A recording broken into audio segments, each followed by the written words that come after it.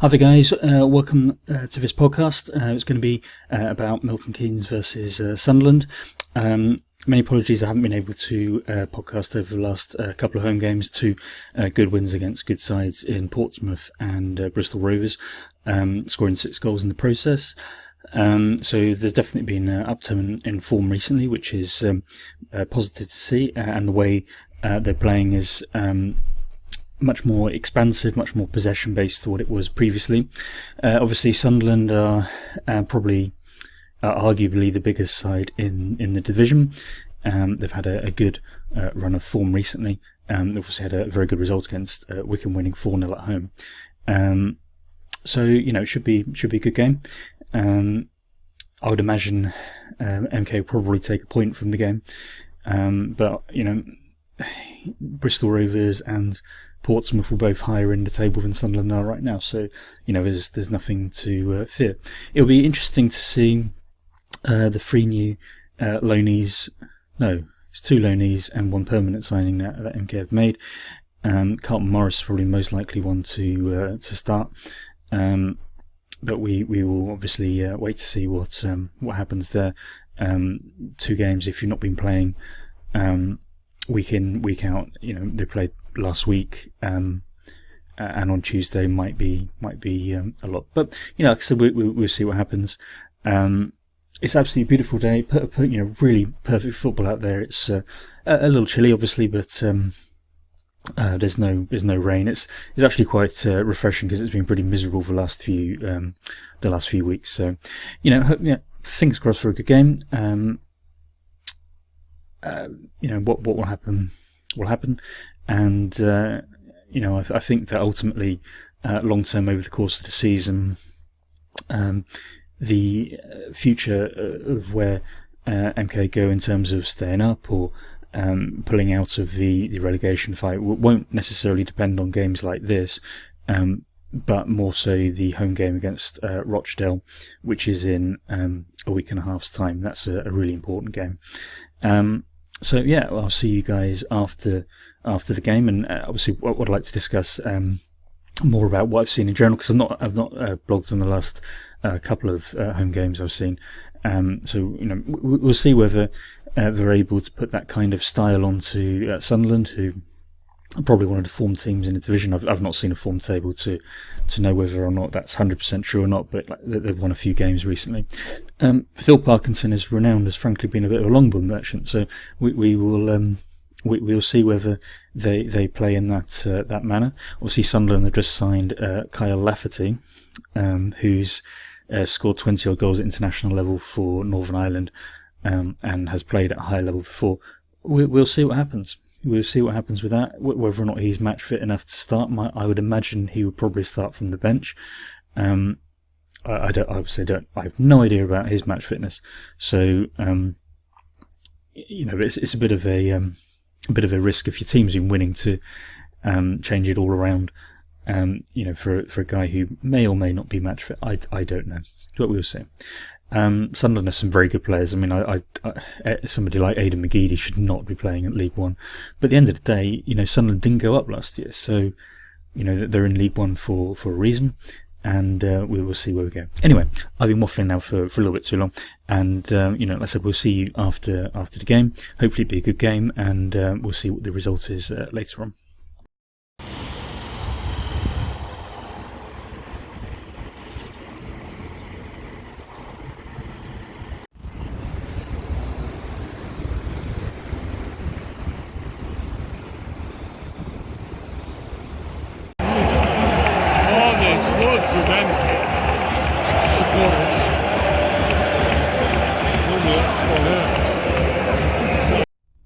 Hi again, welcome back.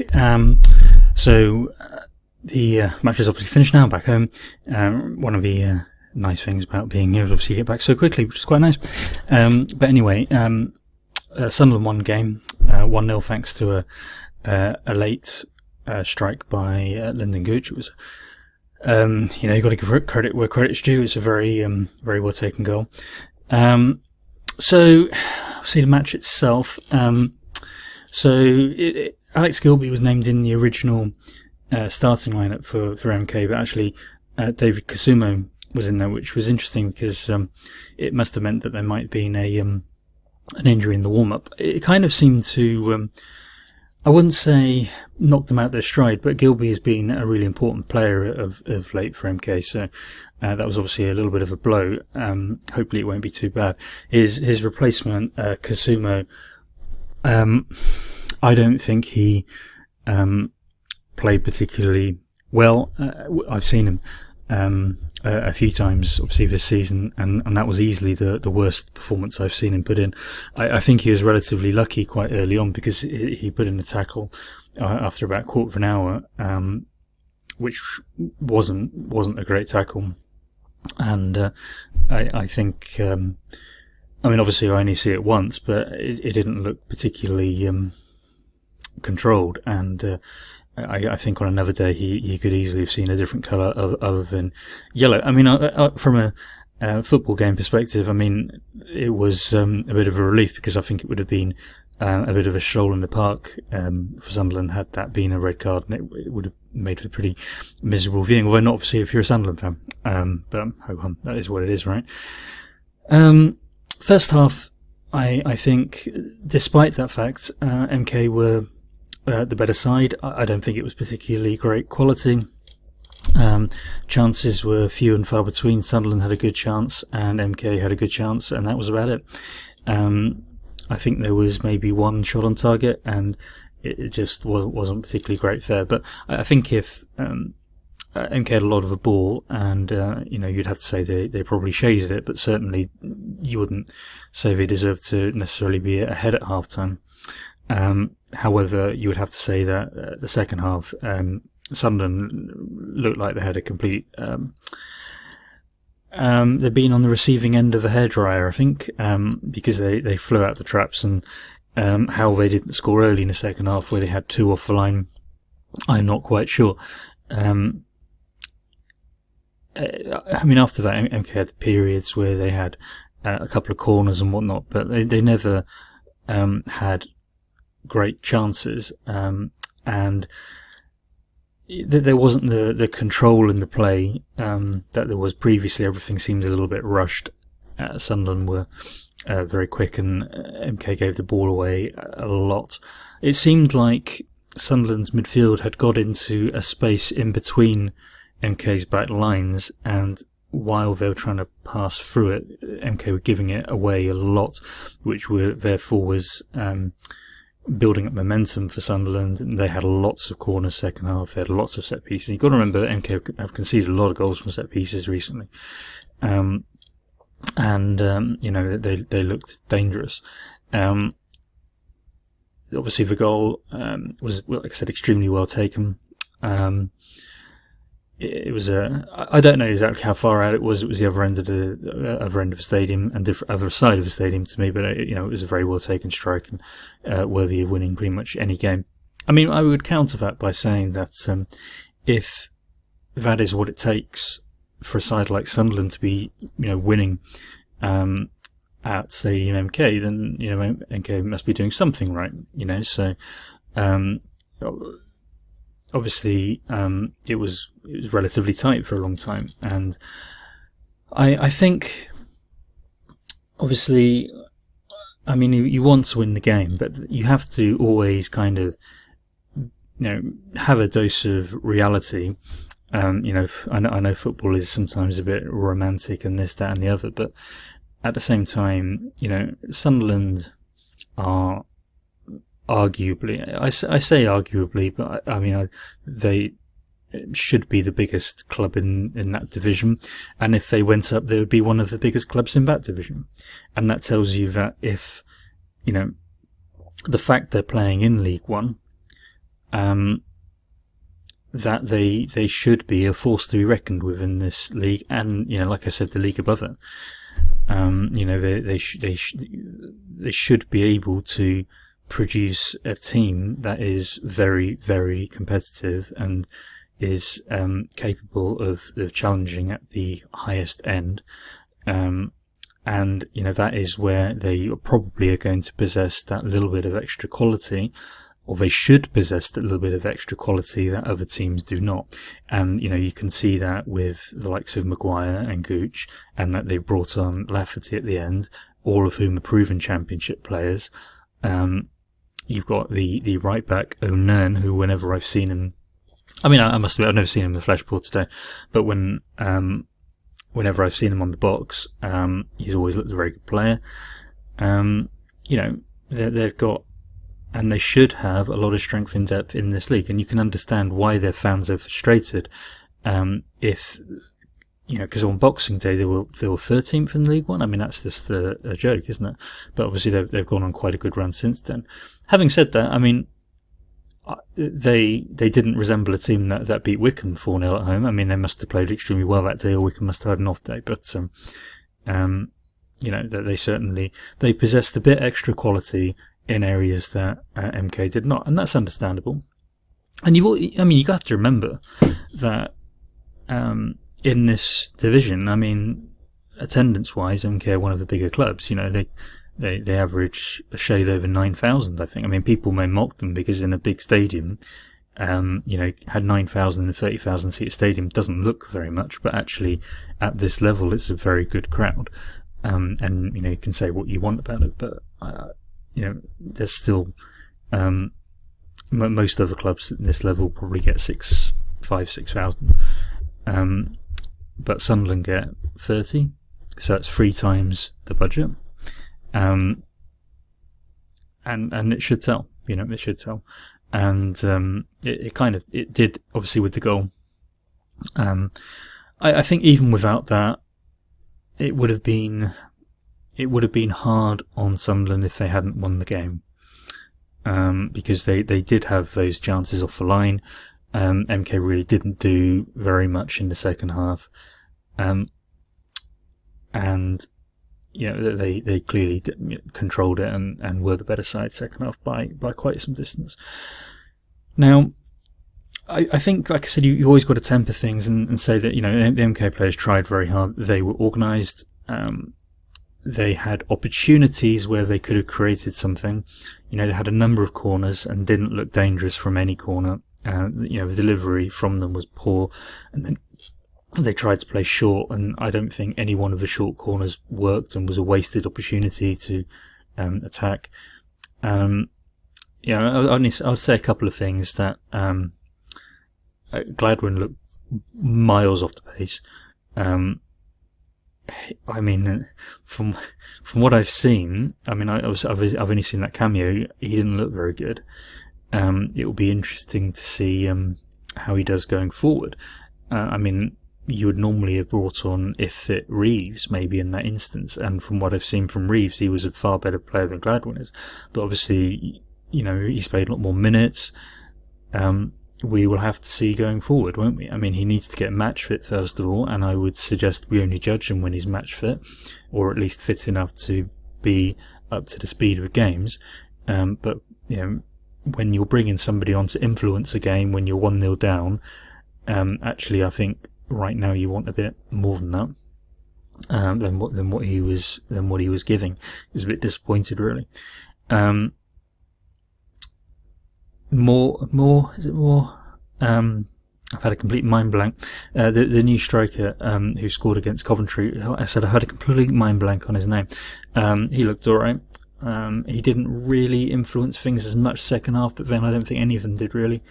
So it was just so much control by Sunderland that he didn't really influence it as much. I think Britain, what we're seeing at the minute is a lot of obviously we're trying to play out from the back a lot, and I think sometimes they do it when actually the situation calls for maybe something a little bit more. The only word that comes to mind is playing the percentages. So sometimes the ball just has to go. Sometimes the ball you need to play the percentage game, which is either the ball goes in the stand or up the pitch. And Britain, on a number of occasions today, it got the ball trying to run past the defender. I mean, it's especially happened in the second half and lost possession. Now, I don't think anything directly came from any of those attacks, but at the same time, you cannot keep giving the ball away in the final third against good players, because sooner rather than later, you're going to concede a goal. And you've got to remember that at these times it was still 0-0, and if you're 2 or 3-0 up midway through the second half, then okay, maybe you can be a little bit more fancy. But if it's 0-0, you're going to halfway through the second half, 60 minutes, 70 minutes, you can't be trying to beat your man. You've just got to play the percentages, and if it goes in the stand, they can't score a goal from the stand. Maybe they can make a move afterwards, but the percentages will be less because your team should be back and organised. So I do just think he maybe need to rein it in a little bit. I mean, unfortunately, I don't think Lewington was particularly great. Defensively, he was found wanting a couple of times. In possession, he wasn't amazing. And I think those fullback positions, the first choice ones for MK are all right. So I think Lewington is very solid at this level. I think Britton is a talented kid, and it's nice that he's an MK lad, and he's got a lot of attributes that should make him a good fullback going forward. And you will get better as you play more, but you cannot keep giving the ball away in the final third, because you will they will eventually score. And it won't be once or twice, it will be a few times if you keep giving the ball away in the final third. And at professional level, it's hard enough to score a goal without you giving them a helping hand on the way. You just got to play the percentages sometimes. Or if you're in the final third, okay, try and beat your man there. Or even if you're in the opposition half, try and beat your man there. But not in your final third, because eventually, it's going to come back and bite you.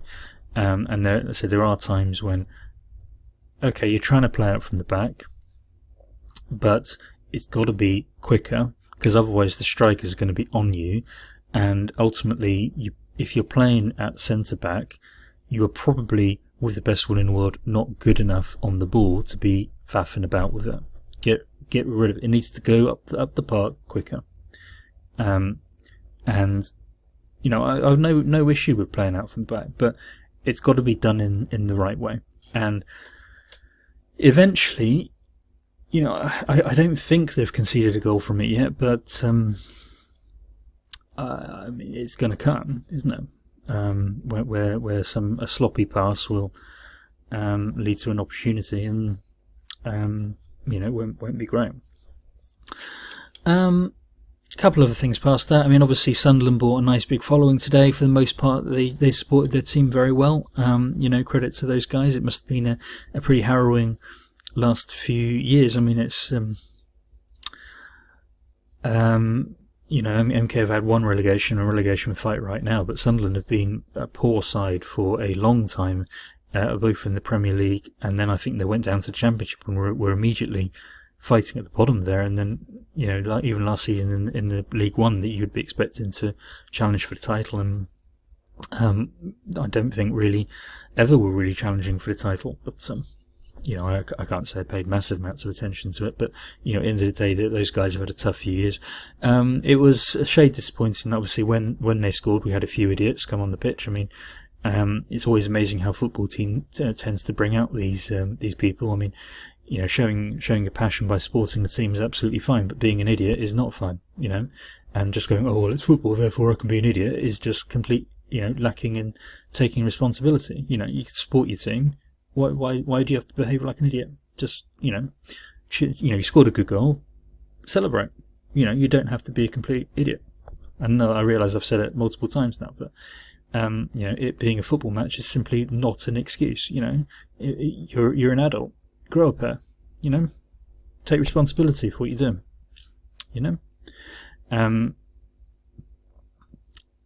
I mean, having said that, I'm moaning about them. I would also moan about. I shouldn't really moan about home sport. I'm going to have a little moan about club sport. So I usually sit in a section in Stadium MK called Club Red. I quite enjoy it. I mean, it's a little bit more, but in terms of money, but for me, my day-to-day role as a teacher is quite as a lecturer in college is quite intense.